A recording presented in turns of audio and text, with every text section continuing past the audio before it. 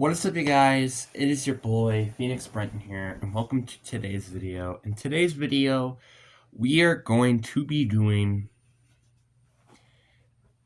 the NFC East draft grades. Why did I blink there for a sec? Anyway, but before we get in today's video, like and subscribe. We are on the road to getting to 700 subscribers. This is the second last video of the series. And if you guys have not seen this series, go check my NFL grades because it will be in that playlist on this channel. But anyways, enough said. Let's get into the video. And starting off, we have the New York Giants. And let's just talk about their draft for a sec. Let's talk about their 2 first-round picks because I think this is a very controversial first round. I think this might be one of the most controversial first rounds of all time because they could genuinely had Sonny Styles and Kevin Downs instead they had Arvell Reese and Francis Marino. And it's like on the one hand, yeah, this is very good. They're addressing needs. That's a good thing. But on the other hand, there could have been potentially better players for the needs of the positions, but also just in general better players. So there are some pros and cons with how they address these first two picks. Now, I don't hate the Arvell Reese pick, but the one complaint that I have is that Arvell Reese isn't just a linebacker. He is a linebacker / edge player. That's the problem. And the problem with that is that the Giants, they have drafted so many first-round edges in the past 5 years. In the past 5 years, they have drafted 3 edge rushers. Kayvon Thibodeau, Abdul Carter, and now Arvell Reese. And that's not including that they traded for Brian Burns for a second and a fifth a little bit ago. But I do genuinely like the Francis Marino pick. That one I don't really have much of a complaint of, even though Caleb Downs was available. Then getting Colton Hood in round 2, I kind of had a feeling he was going to be taken in early round 2, even before the draft even happened. So the fact that he did fell all the way to 37 was pretty, I wouldn't say uncommon. Like, I think at peak, he's like 26. So, like, again, the back half of the first round. Malachi Fields, I think it's a good pick in round 3. And then they went and got defensive tackle, which I think was very necessary. Went and got offensive lineman again and linebacker. This draft is so weird to me because I don't really have any complaints, but it's just the matter of, do you really like your first 2 picks is the matter in this equation.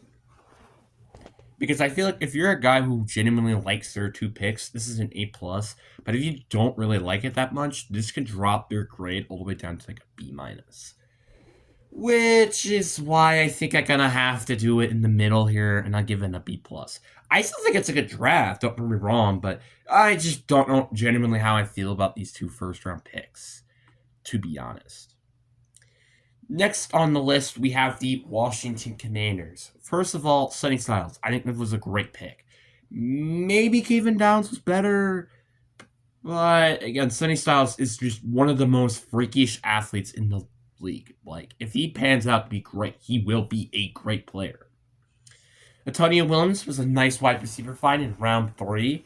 Joshua Joseph, by the way, 147th pick. That was a bit of a steal. Kayvon Allen out of Penn State. I think that was very fair. You kind of could use another running back in the system. Drafted a quarterback, which might just be a mentor as your 3rd quarterback right now and probably be your backup in the next year or a couple of years when Marcus Mariota does it, like retiring or go to a different team. And then Matt Golan, a center, I think is always fair. You could never have enough offensive linemen, in my opinion. So overall, I think the Commanders had a solid A draft. I mean, Sonny Styles was a great pick. Antonio Williams was a good find in round 3. Joshua Joseph was a great find in round 5. Kalen Allen was a nice pick in round 6. Like, they did a pretty arbitrarily good job. Maybe my only complaint is like, yeah, you could probably wanted this team to probably trade back just to get more assets. But again, I don't complain. I won't complain with their draft. Their draft was pretty solid. Then next on the list, we had the Dallas Cowboys. And starting off with Caleb Downs was just a big steal. I was kind of shocked he fell out of the top 10 because I think that's really where he should have been taken. Then took Malachi Lawrence. There were better edge rushers available, but Malachi Lawrence I do genuinely like. Then we went and got another edge. I don't know how I feel about that though. Like, yeah, he is a linebacker slash edge player, which is something that this team enjoys a lot about. But that's about it. Devin Moore was a good find in round 3 or round 4 of the draft. Same thing with LT Overton.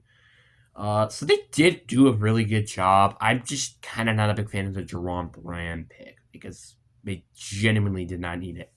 Another edge, even though he would probably more likely play a linebacker. So I give this draft an A. Like, a bit of a reach on Malachi, and then like, unless he is playing linebacker, I just don't like that pick in round 3. So overall, I do think it's a pretty good draft for the Cowboys. But again, maybe a bit of a reach on Malachi. Then you had the Philadelphia Eagles, and this draft is so interesting to me. First of all, we got to talk about Urban Bernard, the defensive tackle. This is one of the biggest freakish athletes I've ever seen. So this guy is not a guy from college, right? He never has played down a football in his life. This guy is actually from Nigeria, and he was a farm worker. This guy is a freak. Let's talk about this guy for a sec. Like, I know this video isn't a talk about Urban Bernard, but Urban Bernard is insane. Let's look at his height and weight, right? Let's look at this man's height and weight. Or actually combine measures. Let's do combine measures. Combine measures. Let's look at his combine measurements. Because this guy's a freaking freak. He is 6'4", right? 306 pounds. So already, you think at first, oh, it's just a prototypical defense. No. This is not a prototypical guy. He ran a 4.63. I'm pretty sure that is faster than Aaron Donald. That is terrifying. He had a 39-inch vertical jump. Then he had a 10-10 broad jump, which is 14 inches further than any other defensive tackle in the event. He has 36-inch arms, 11-inch size hands, and a 1.6 10-yard split. That is horrifying. Like, think about this. This man has nearly a foot-size hands. Foot-size hands. His arms are 3 feet long. And this guy is a freak. He's so scary. I'm horrified of this guy. Now it's just a matter of, can he actually play the position? That's the only downside. But, that's round 7, though. It's not that bad.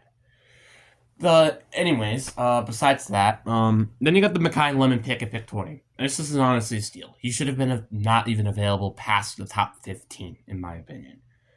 But we gotta talk about Eli Stowers. I understand, Dallas Goedert isn't planning to probably come back. It's probably more of a developmental player. But what the heck are they thinking? Eli Stowers is just... he was my only tight end, and I think was going to get drafted in round 1 or day 2 of the draft that is not Kenyon Sadiq. But why draft another tight end? I just kind of don't understand that. Then they went and got Marquis Bell, who's just a freak tackle out of Miami.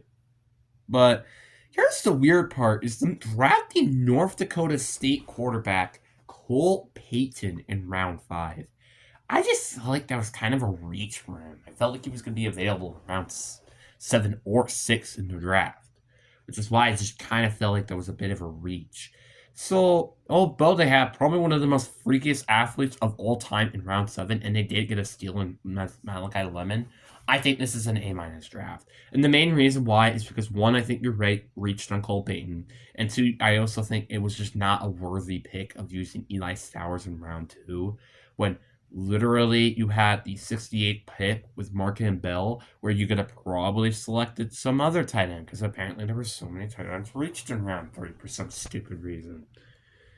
So overall, I think the Eagles did have one of the most like this draft was really really good, but also just kind of mediocre at that too. There's a mixture between those two. But anyways, guys, I really do hope you guys enjoyed this video. I hope you guys have a fantastic day. Peace.